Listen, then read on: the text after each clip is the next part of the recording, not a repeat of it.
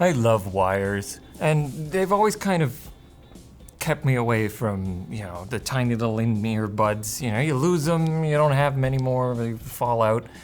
The new Beyerdynamic Xelento Wireless headphones kind of have the best of both worlds. They've got wires, yay, that come down to a little neck thing, and you're not gonna lose them when you're out and about. This is a new kind of flagship product from Beyerdynamic. It's kind of one of the most expensive things that they make. And, they've got new types of drivers that I've not really seen before, and kind of a very interesting way to interface with your phone. A kind of, I guess, like a standard in-ear monitor. The box is a bit mucked up. I think Labs might have tried to open it with their teeth or something. Let's have a look. Oh my God. Did he get in there with it? A little pull tab here, and this opens up like that. Oh my God, they're tiny.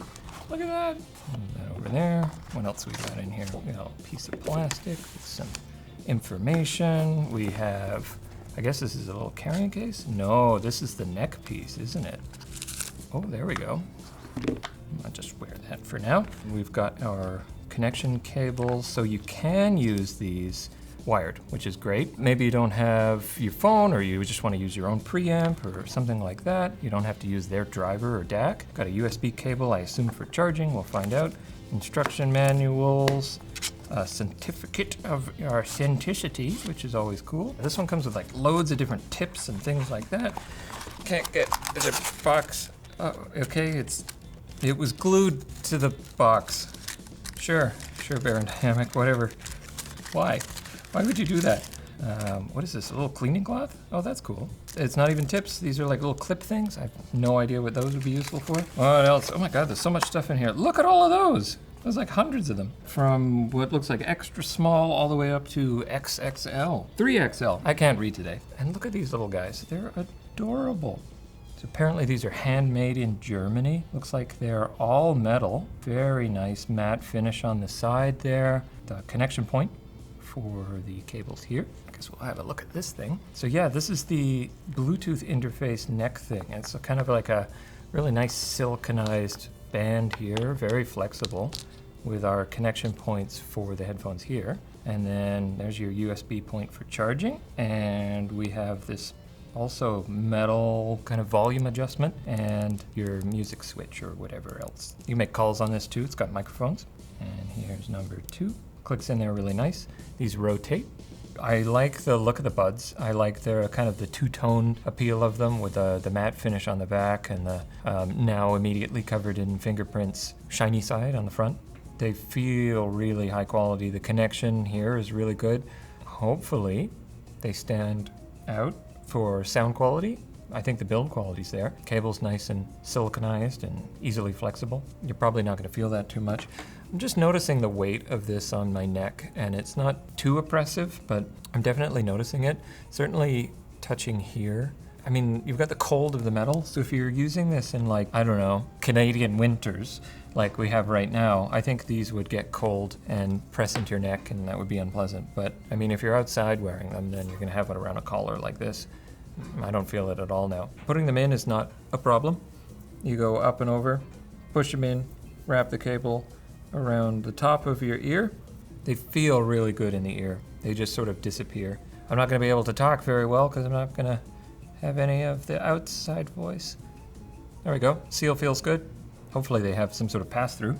We'll check that out in a second. We have an app with it as well. But first, we're going to tell you about our sponsor, dbrand.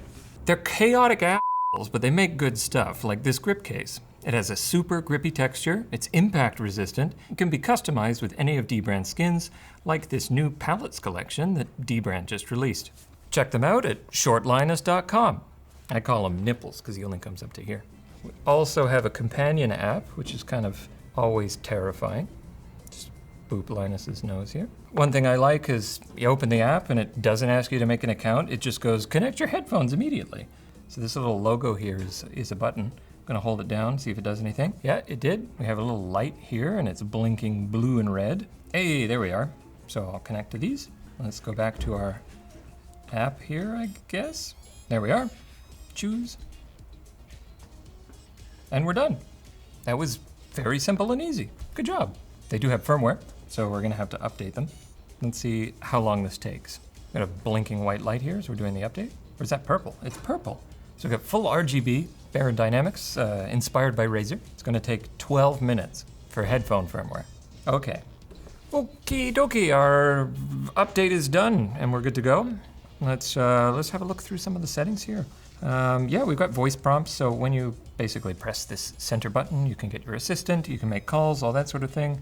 Now, there is a special feature that Beyerdynamics has included called enhancement mode, which changes the sound profile a whole bunch, and we'll have a look at that. I'm not sure if Labs measured it with that on and off to figure out exactly how that alters it. Oh, we've got some statistics, which is always nice to see. How many times it's been turned on, uptime, all that sort of stuff. We have all sorts of remote stuff, which is kind of nice. It gives you a little manual right in the app of what this button does, which, yeah, it's got a lot of different features. That's kind of cool. Let's get some music into it. I guess we got to try and get them in properly and all that sort of thing, get our volume adjusted. I did have a quick look at the manual, and yeah, these cables are supposed to go towards the back of the headphones. Let's play some Crab Rave. Okay, so yeah, the first impressions are pretty nice. The seal in my left ear wasn't quite perfect, and this is some of the problem with these in-ear style buds, is that unless you know, you kind of don't know if you have them in right. There's some tutorials in the manual which kind of go over, like, if you have no bass response, you've put them in wrong. So you can kind of move them around and feel how the sound changes, maybe try out some different tips. I think my ears are different, so I might need a slightly different cup for my left ear compared to the right ear. But yeah, the sound is very good. There's something missing though, and I want to just try it again with this enhancement mode off, and we will get a different impression, hopefully. Yes, that sounds very, very similar. I think the bass roll-off is a little more, and the sibilance kind of high band is a little bit higher. I mean, this is probably a good time to talk about the labs results. Yeah, Sam's given me two charts here to have a look at. One of them's from the Beyerdynamics, and the other one is from the Apple AirPods Pro Gen 2. And we can see that there's a bit of a dip around 200 and some kind of increases. Looks like, wow, 5, nearly 10 dB in the 3K range. And that's kind of where you're getting that kind of sound from the hi-hats, at least in Crab Rave. There is a bit of bass push as well, and it's even more pronounced when we have this enhancement mode on. They're kind of not performing at the level I would expect for a pair of headphones in this price range, and they're $1,200 US, which is a hell of a lot of money. Now, Beyerdynamics does have kind of a characteristic sound where their high band is a little bit more pushed. It's difficult to kind of recommend something in this price range when there is so much competition in the high-end in-ear monitor kind of space. $500 will get you a pair of Shure 535s, which are an incredibly robust and well-built little piece of plastic ear junk. I think for these, you're kind of really getting that build quality, and you're also getting the wireless functionality too. Like the Shure 535s, yeah, they got a wire. You know, you don't get this nice little band thing. You're not really gonna see like a wireless bud performing like this for any other amount of money. It seems to have a lot of really nice features and kind of gives you the prompts. The app is good. This is one product that's not ruined by the software. They've kept it simple, they've kept it, you know, useful. It gives you a tutorial right in the app of what it does. It gives you lots of control. Let's have a look at the equalizer setting. Yeah, we've got bass boost, warm, yeah, you know, all this sort of thing. If we look at the charts that they've given us, we can pretty much fix a lot of the problems with it by just, you know, picking one of their presets. I really would have liked to be able to like choose, and then we can use the chart that Sam generated to kind of fix all of the issues, and then it's perfect. It's got some high band that's kind of missing a little bit. So if we smooth out the treble and give another listen. Zoop.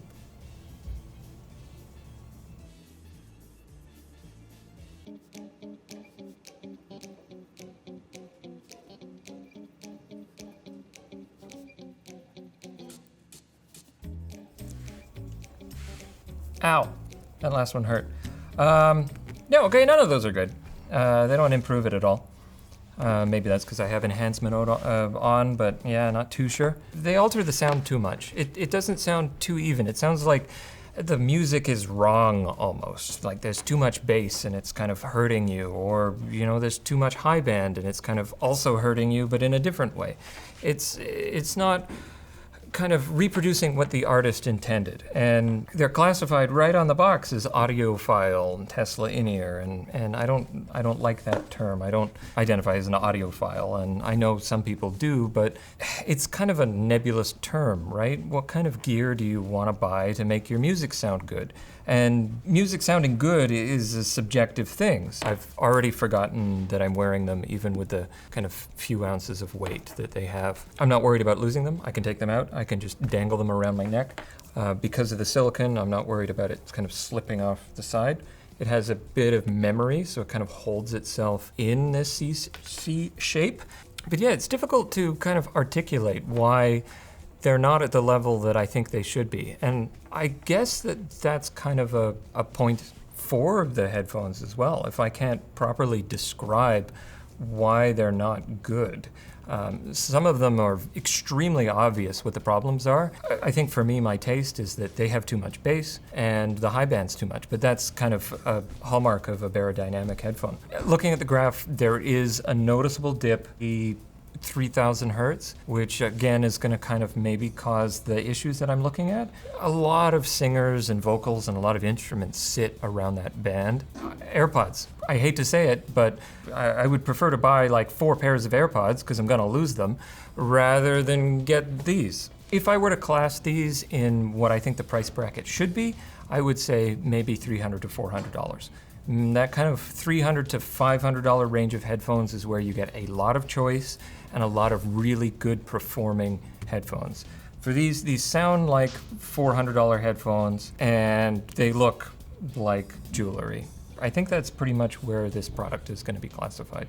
But if they were $400, I think I would use these as my daily driver, on the bus, on the train. They're cool. I think they look nice. I think they sound nice. They fit really well in the ears. You get a bunch of different ear cups to fit them exactly to you. Yeah, they're good. They're good. If you want to watch a review of the AirPod Pros, you can go to the link somewhere. Don't forget to like and subscribe.